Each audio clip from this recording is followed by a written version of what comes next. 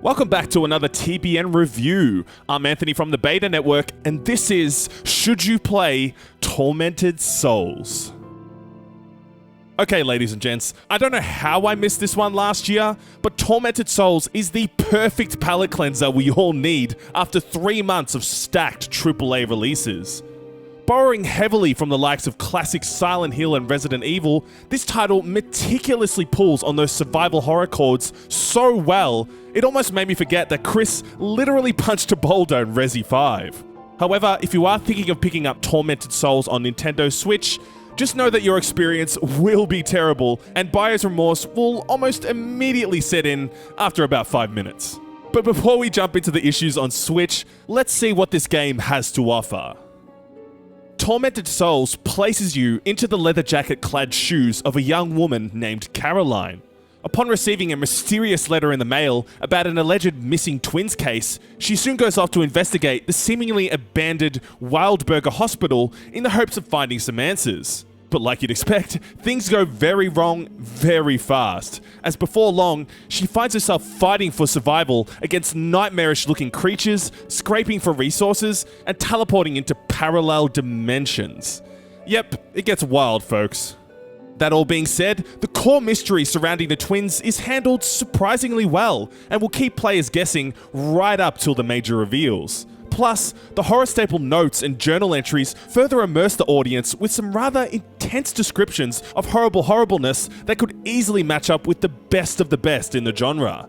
The only thing Tormented Souls really gets wrong in terms of story presentation would be the voice acting, which is a bit of a shame. But luckily, there's none of that B-level, "Whoa, you were almost a Jill sandwich" kind of dialogue, although it definitely comes close, that's for sure. Ah, we meet again. Father, what are you doing here? Don't you see, child? I am eating some soup. God feeds my spirit, but I have to take care of my body. Oh my, what is this doing in my soup? Get rid of this thing, would you? I found some information about the twins. I think someone means to perform surgery on them. I see. There is an operating room on the West Wing. Who would do such a thing? I don't know, but I'm going to find out. Gameplay-wise, Tormented Souls is a pure love letter to the survival horrors of the original PlayStation, right down to the fixed camera angles, limited file saves, fun cryptic puzzles, and optional tank controls. While it can still feel like Jank City running in between set angles, even with the more modern style movement option, the dynamic swivel of the camera works really well to heighten the fear and dread. Having to stand in place, ready to take down what can only be described as BDSM fever dreams, is often hyper intense. Especially with the sounds these guys make. Good grief. Grab a hand towel, stat. Thankfully, the tank control style of shooting is pretty straightforward, as it automatically adjusts a weapon's vertical aim to line up with enemies. Therefore, Caroline won't miss many of her shots, besides the occasional error here and there. About an hour into the game though, you'll start to realize that ammo and health pickups are a very, very scarce resource. Almost to the point where players should avoid fighting entirely just to save up for a rainy day. You can cheese the enemy AI a bit if you know what you're doing for sure, although it's this type of structure that makes Tormented Souls feel like a true survival horror experience, and I just cannot praise it enough. Every encounter forces the player to carefully consider their limited resources, how they're going to move from point A to point B, and when they should use their saves for the most optimal peace of mind. I know that last part sounds hilarious, but it's true. Not many survival horror games can balance this level of powerlessness as well as Tormented Souls, and it should absolutely be applauded for this feat. However, these are also where the near game-breaking issues on the Nintendo Switch rear their ugly heads.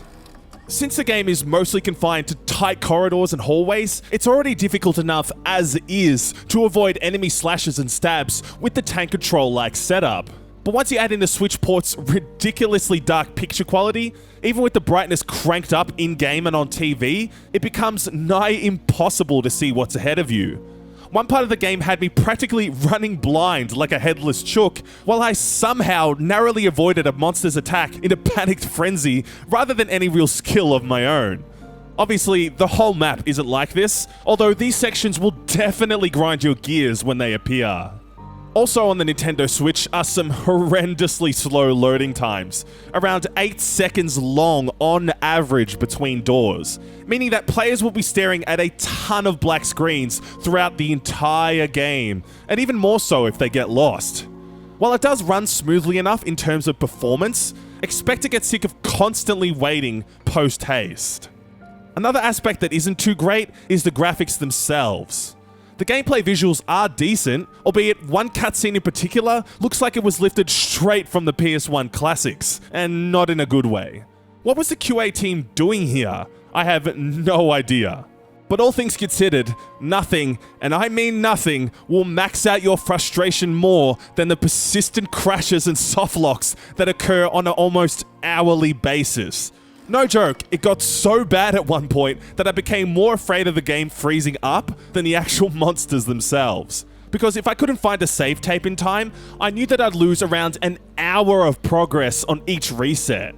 So instead of playing with a thoughtful, considered approach like I mentioned before, I just ended up running around in a manic state like a child that had eaten one too many chocolate bars. Don't you just love it when the game actively works against itself? Because I surely do not. So, should you play Tormented Souls? Well, if you're a fan of old school Silent Hill or Resident Evil, I'd definitely recommend checking this one out. While there aren't too many memorable moments like the game's Tormented Souls is based on, the general horror elements work incredibly well in heightening the tension and keeping you on the edge of your seat.